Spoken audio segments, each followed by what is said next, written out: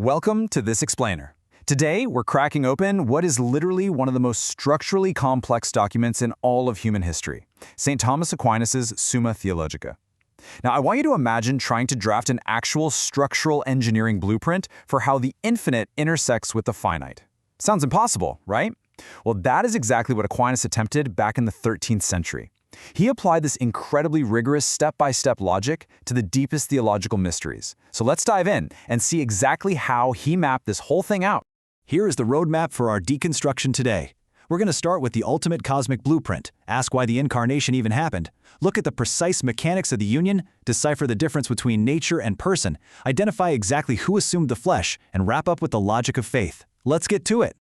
All right, Section 1, the ultimate cosmic blueprint, deconstructing the Summa. We are focusing on what's known as the Tertia Pars, the third part. This is essentially the foundational structural engineering document for Christian theology on the Incarnation. Now, to really grasp this, our magnifying glass is going to be the scholastic method. You see, every single inquiry Aquinas makes follows this exact, almost scientific rhythm. First, he poses a highly specific question. Then, he actually lists the objections. These are the absolute best logical arguments against his own position. Next comes the dramatic pivot, the on the contrary, where he drops in authoritative text to flip the entire perspective. And finally, he delivers the I answer that, which is his grand synthesis, where he resolves the tension. This rhythmic method is going to guide our entire exploration today. Moving right along to Section 2, why the Incarnation, the foundation. We're focusing on question 1 of the Tertia Pars here, asking, was this cosmic event actually strictly necessary? I want you to ask yourself this famous hypothetical. If humanity had never fallen, if man hadn't ever sinned, would God still have become incarnate?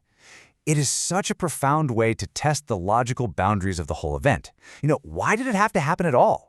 Well, Aquinas concludes that the Incarnation was essentially a specific remedy for a specific sickness, which is human sin. Now, he's quick to note that God's infinite power isn't limited by this. God absolutely could have become incarnate even without sin. But logically deducing from his sources, if you take away the disease, there's just no need for this specific medicine. So he argues it wasn't an absolute strict necessity for God's existence, but it was absolutely the most fitting way to heal human misery.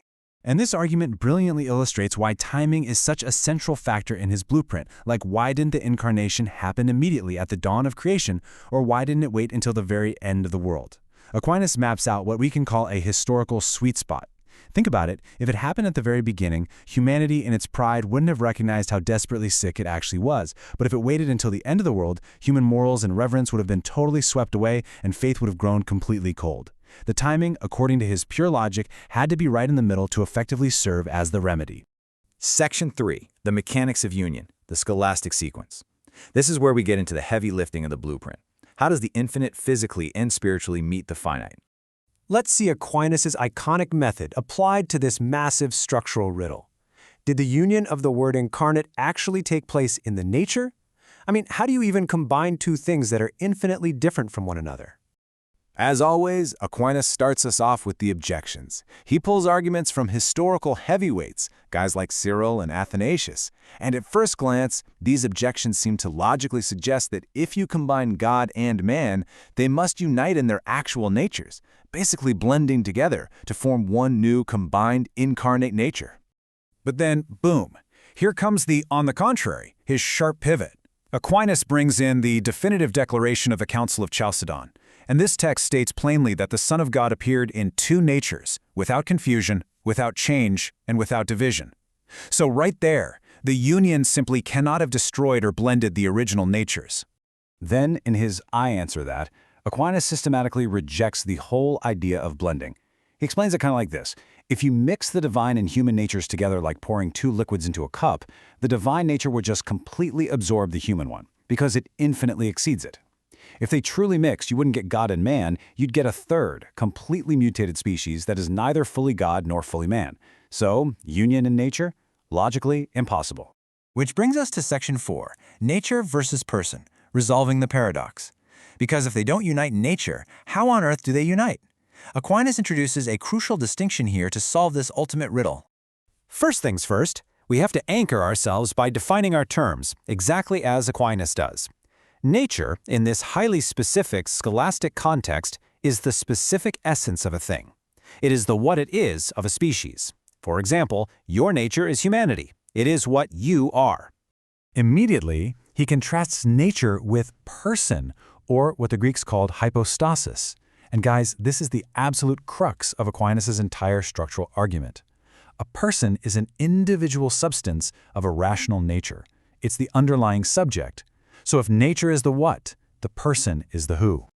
Aquinas is basically walking a philosophical tightrope here between two historical extremes.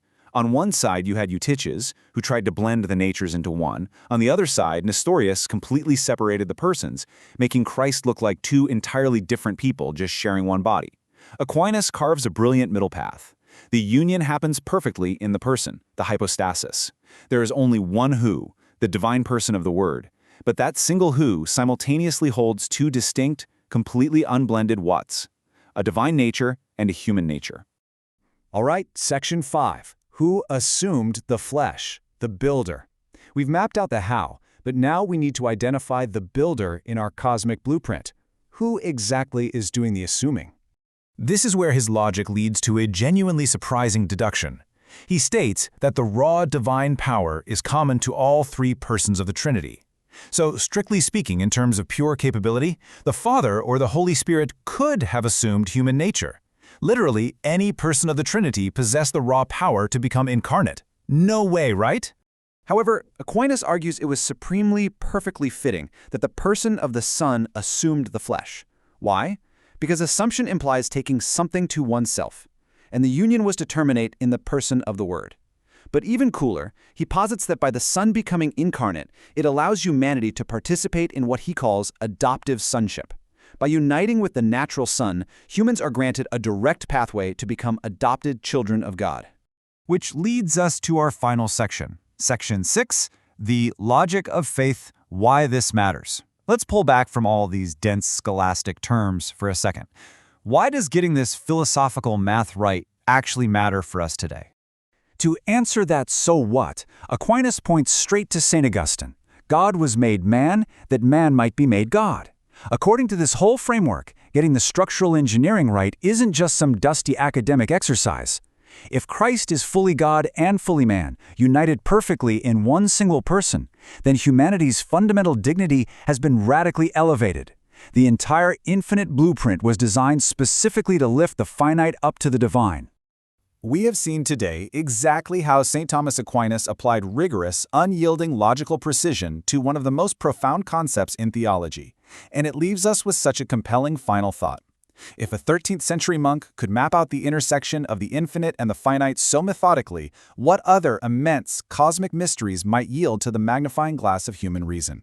Keep questioning, keep analyzing, and keep learning. Thanks for joining me on this explainer.